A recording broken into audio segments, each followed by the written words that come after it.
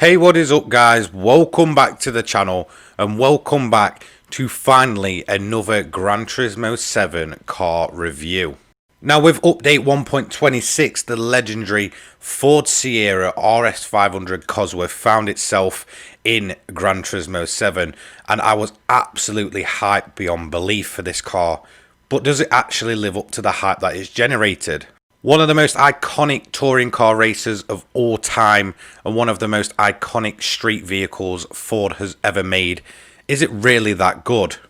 From a price point, I'd 100% say this is worth it, coming in at only 200,000 credits. Now, in terms of its performance, it might not kind of match a car worth 200,000 credits, but if you think about how legendary this car actually is, it's very surprising to come in at a measly 200,000, as well as actually coming in the used car dealer instead of the Legends dealership. That really did catch me off guard. I was almost certain this car would end up in the Legends dealer, as in my opinion, it's a lot more legendary than a lot of the cars already in there. So let's dive straight into the review. Now, if you've never joined me for a review video for cars, essentially what I do is take it in its bog standard form, no parts, no tunes on them, and take them for a single lap around the Nordschleife Nürburgring. Silly little offs and such can be kept in the video because sometimes that's down to how the actual car handles. However, if I did have a big off and it completely destroyed the lap, I would actually restart it. So the cars mainly do get a single shot at this. It kind of makes it fair around the board. This is, you know, we're probably about 40 odd cars into these review episodes now, so it's building up quite nicely. I've not done one for a while, but yeah, once we've done the stock version around the Nordschleife, we will then go to the high speed ring in the Asia region with a fully modified version of the car if possible, and we'll go and test it out there for a fully modified lap time and to see where it ranks on that leaderboard. Again, I try not to tune those cars. I try and just shove as much power through them as possible to just keep it fair across the board. Some cars handle it better than others. So the Ford Sierra RS500 Cosworth, the ultimate version of the Ford Sierra in terms of its road going version anyway. Absolutely awesome looking car, and that's one thing I really do want to comment on. This boxy kind of shape it has, its front lights and all that just look absolutely stunning, and it's really well presented within GT7. Just the detail that's gone into this car, whether it's the interior looking typically 80s, the looks of it, that boxy, you know, striking look, that big whale tail wing, it's just absolutely amazing. Polyphony have done a brilliant job from a design point of actually bringing this car across, from the real world and into a game. This is probably the best looking Sierra Cosworth you're going to see in any racing game for a while. So in these videos, I like to do a kind of section where I can reminisce on cars that I may have a personal experience with, the Sierra Cosworth being one of them. Now, back in the early 2000s, although I was still quite young, in the kind of sort of, street scene around the UK, customized cars and such, and car shows in general, the Ford Sierra, especially the Cosworth versions, were very, very sought after. They were much more affordable, back then. Obviously, they weren't necessarily the RS500 models, but the Sierra Cosworth itself was massively popular. I remember one of my neighbours having one and it just being like the coolest looking thing. Hearing that thing start up in the morning and get absolutely flown down the street was just absolutely awesome. At car shows, you'd see them everywhere. Now, most of them, it was kind of in the max power days when big, wide, crazy body kits were a thing. Most of the Sierra Cosworths kind of survived that, by the way. From my personal experience anyway, you'd never really see a Sierra Cosworth with kind of the absolute ridiculous body kits that you'd see some of the cars in the custom scene from that era, kind of dressed in. They were quite, unmolested, I'd say. Nobody really went too over the top with a Cosworth. It was just mainly about putting as much power through it as you could, and you would see some very crazy Sierra Cosworths. I remember at Santa Pod way back when, people putting like 500, 600 brake for a Sierra Cosworth. It was just absolutely ridiculous, and it was achievable as well. These cars have a very, cult-like status these days because they're much more rare, and I think a lot of, older people that may have been able to experience them will have look back on these kind of cars as like the ultimate street car. So from what I can gather from talking to people that may have kind of properly lived through that generation of cars and that kind of scene, and kind of even previous to that, before kind of the max power days and, you know, custom car scene really took off with the likes of Fast and Furious, Need for Speed and stuff in the United Kingdom, just kind of previous to that, so we're talking sort of late 80s, early 90s and stuff. Yes, there was still custom cars and stuff, but it just wasn't kind of on the mainstream level that it was only sort of 10 years or so later. From what I can gather, what made the Ford Sierra so popular was what Ford did with it. Now, if you look at a base Ford Sierra, it is probably one of the more dull and drab boxy cars. It's a typical economy car of the time. It was cheap, it got you from A to B. Most ended up in scrapyards. Let's be honest, it's very difficult to find any type of Ford Sierra these days. But Ford kind of obviously took the base model, and then they kind of built on it with different versions, and then they kind of went full out touring car racing as well, you know, and then the Cosworth versions came, and then you had the sort of Sapphire Cosworths, one with I believe that was a four-wheel drive one, this one being the rear-wheel drive, by the way, and then it kind of had a facelift, which, to be honest, to me personally, just isn't as good as the original version.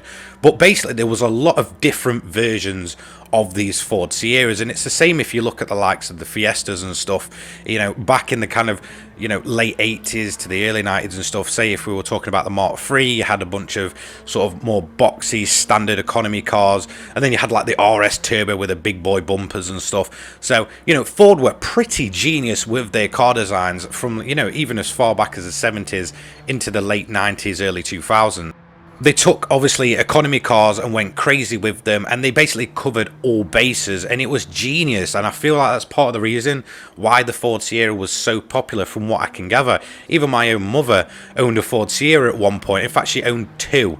No, they weren't the Cosworth versions. I believe she owned a Sapphire at one point, and then before that she owned kind of one of the more basic versions, and essentially, you know, they were very easy to steal and stuff. So they're kind of ingrained in UK culture of, you know, just Fords back then being so easy to nick. You get young lads that want to, you know, just go out and cause a bit of mischief. They go for a joyride and then just abandon it wherever, and then the owner would get the car back the next day, or it'd be burnt out. It's just pretty nuts, you know, to think how many different memories a single car being in Gran Turismo has actually brought back for a lot of people.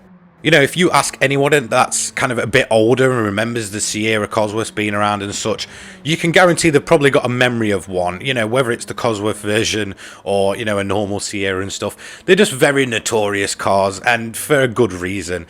But what made it so popular was not just the fact of the Cosworth road-going version, it was its touring car heritage. Now, this thing was insanely good at touring car racing. It was so popular, only really being kind of matched and kind of overdone by the R32 GTRs over in Australia and such when they came into play. You know, for years, this thing, especially in terms of the United Kingdom and the BTCC, was a mainstay of touring car racing. It was so popular, it looked so cool, you know. It just has that pedigree of a proper classic, you know, late 80s race car. It was so boxy, looked so aggressive, so fast. You'd see them kind of liveried up in the Taxico liveries and all that likes. They just looked absolutely awesome. There's plenty of pictures around, you know, UK racetracks that host touring car events. If you end up kind of going into some of the offices and such, there's pretty much guaranteed a picture of a Ford Sierra in its full BTCC form. But yeah, I mean, it was popular, you know, over in the UK. It was popular over in Australia. I can't really comment elsewhere. I'm not too sure about the rest of Europe or America. I don't think it ever really went over there. It may have done. You can correct me if I'm wrong.